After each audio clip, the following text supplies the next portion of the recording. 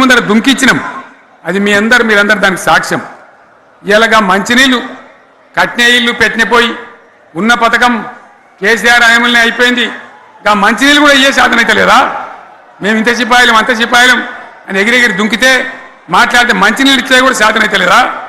మంచినీళ్ళు పోతాయి, కరెంటు పోతుంది, వడ్లు కొనే దిక్కు లేదు. వడ్లు కొంటాను రా కళ్ళాల కాడ 15 రోజులు వడ్లు కొనే దిక్కు లేదు, అడిగే దిక్కు లేదు. సర్కారు కొనకపోతే దిక్కుమాలని దేవుడా అని ప్రైవేట్ మిల్లర్లకు అమ్ముకుంటున్నాం. మళ్ళీ అక్కడ దళారీలు, అక్కడ దోపిడీ, మళ్ళీ రైతాంగం దోపిడీకి గురవుతున్నది. మళ్ళీ 2014 కంటే ముందటి పరిస్థితులు వస్తూ ఉన్నాయి. ఆ విధంగా ఎందుకు జరుగుతూ ఉంది? ఇది ఎవరి అసమర్థత? కాంగ్రెస్ ప్రభుత్వం యొక్క అసమర్థత కాదా? ఈ కాంగ్రెస్ కాటేయడం కాదా?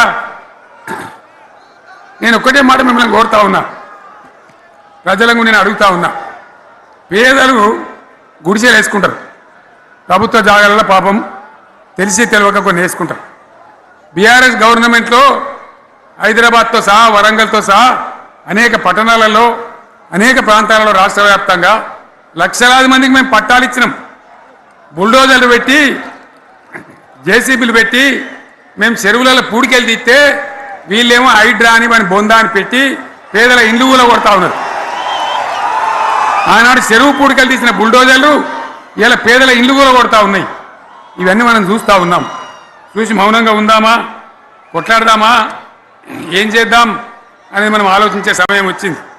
దేశాన్ని నంబర్ 1 స్థాయిలో నిలబెడితే ఇవాళ 14వ స్థాయికి 15వ స్థాయికి తీసుకొని పోయినారు. నా కళ్ళ ముందన్న గిట్ల జరుగుతుంది, ఇంత మాయల్యమే అవుతుంది, ఇంత మోసం చేస్తారని నేను కూడా అనుకోలే. ఇలా చాలా బాధ కలుగుతూ ఉంది, చాలా దుఃఖం కలుగుతూ ఉంది.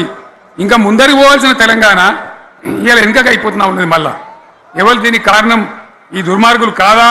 నిలబెట్టి ఖచ్చితంగా అడగాల్సిన అవసరం ప్రజలకు లేదా? అడగాలి. ఎందుకోసం? టైం ఇవ్వాలని మేము కూడా టైం ఇచ్చినాం. ఏమంటారు? మీకేసినట్టు మాకేసినరా ఓట్లు, మాకు ఏడాదైనా టైం ఇయ్యరా, ఏడాది అర్థమైన టైం ఇయ్యరా, మీకు కన్నేరురా అని అంటారు. కాబట్టి నేను నోరు తెరవలే, బయటికి రాలే.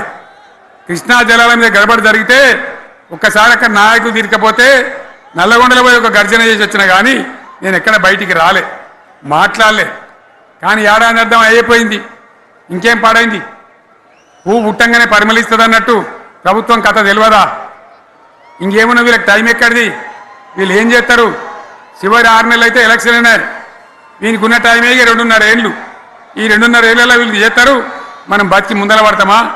అందుకోసం ప్రజానీకం, మేధావులు, తెలంగాణ ప్రజలు దయచేసి అందరూ ఆలోచన చేయాలి.